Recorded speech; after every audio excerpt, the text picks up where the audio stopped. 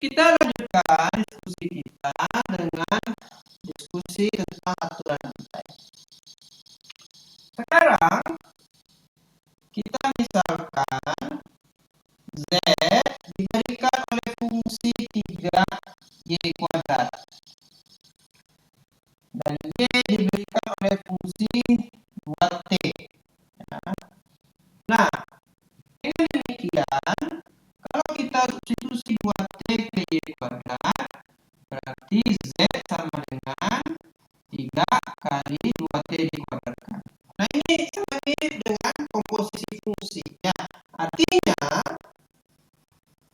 kalau kita tulis Z sama dengan FY sama dengan 3Y kuadrat dan Y sebagai GT sama dengan 2T, maka Z-nya adalah F komposisi G dari ya. Oke. Nah, jadi Z itu tergantung pada Y sebagai Y kuadrat dan Z juga tergantung pada komposisi FG terhadap T. Dengan demikian, untuk satu Z kita punya dua turunan tergantung pada fungsi yang diberikan.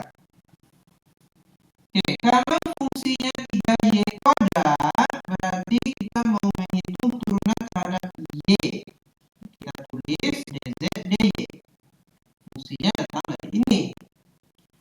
Kemudian kalau kita punya fungsi yang ini, di mana ada variabel T di sana. Sedangkan yang tadinya Y variabelnya, sekarang variabelnya T. Nah, berarti kita juga punya turunan terhadap T dari Z.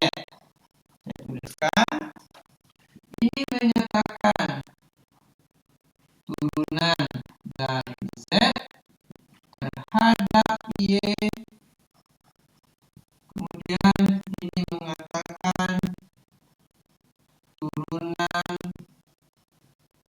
dari Z terhadap T. Oke. Nah,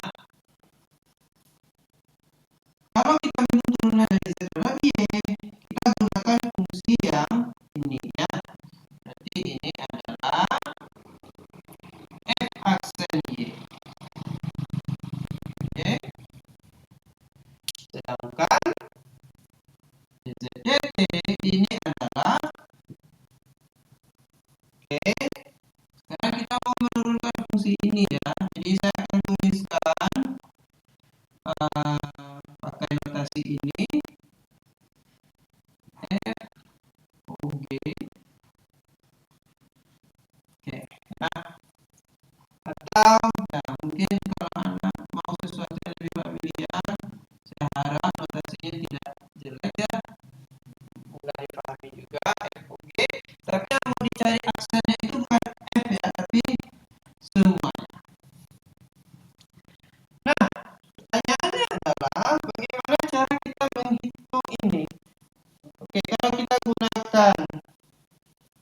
kita langsung hitung, ini kan jelas ya 3 kali 4 12 Y kuadrat ya. Oke ya, jadi ini berarti do Z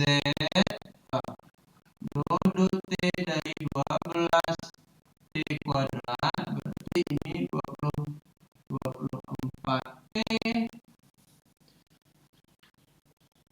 Nah, yang kita mau pelajari sekarang adalah cara lain untuk menghitung dz dt, yang mana saya spoiler di awal akan Anda gunakan berulang kali.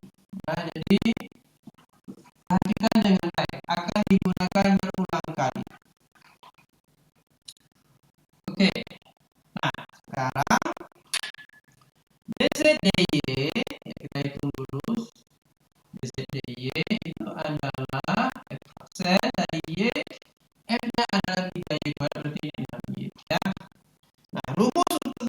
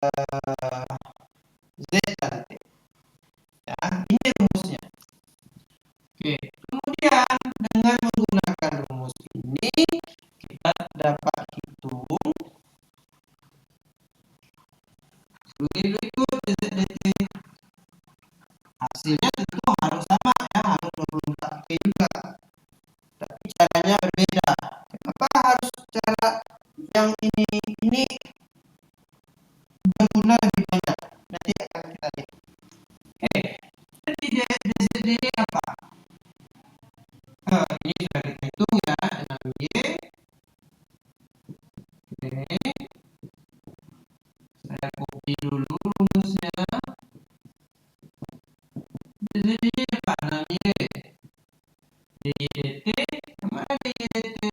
Berarti turunan Y terhadap T. Mana fungsinya? Ini fungsinya. Oke, berarti DYDT berapa? Ini 2T, maka 2 saja. Berarti ini 12Y. Y-nya apa? Y-nya 2T. Berarti hasil akhirnya ada 24. Sesuai dengan hasil yang di awal. Oke, nah kenapa ini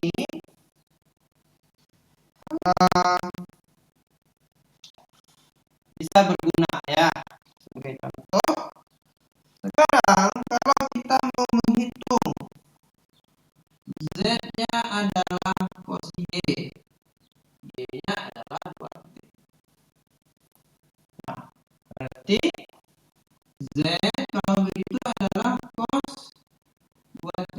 Bagaimana cara kita menghitung cos 2T? Kita belum punya rumusnya. Aturan rantai yang memberikan rumus untuk DZ/DT. Ya. Nah, sekarang kalau kita hitung menggunakan aturan rantai, berarti DZ/DT sama dengan P. Nah, mana DZ/Y-nya apa? Cos, turun dari cos min sin. Min sin tapi bukan dari T ya, tapi dari Y lagi. Min sin Y dikali dengan DYDT. DYDT-nya adalah 2. Nanti ini sin 2, T 2-nya ditaruh di antara min dan sin ya, supaya lebih. Kalau Anda tulis 2 min, kalau 2 min sin nanti seolah 2 kurang. Nah, sebaiknya jangan. Jadi min 2 sin, saya tuliskan lagi Y-nya dalam T min sin 2T.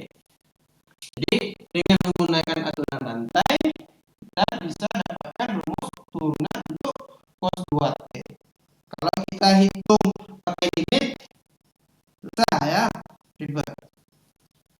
Nah, jadi aturan rantai nanti Anda akan menghitung turunan dari ya fungsi trigonometri banyak ya, cos x kuadrat misalnya, atau cos kuadrat x misalkan. Turunannya seperti apa? Nah, kita gunakan